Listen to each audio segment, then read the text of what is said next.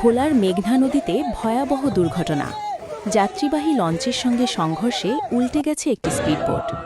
এ ঘটনায় এক police constable নিখোঁজ হয়েছেন।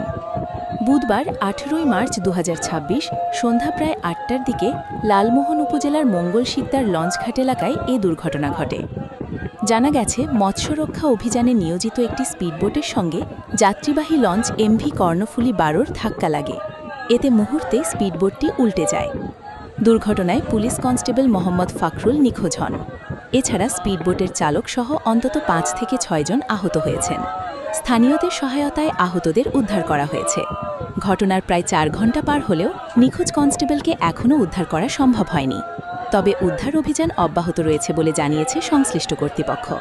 দুর্ঘটনার কারণ অনুসন্ধানে কাজ করছে প্রশাসন।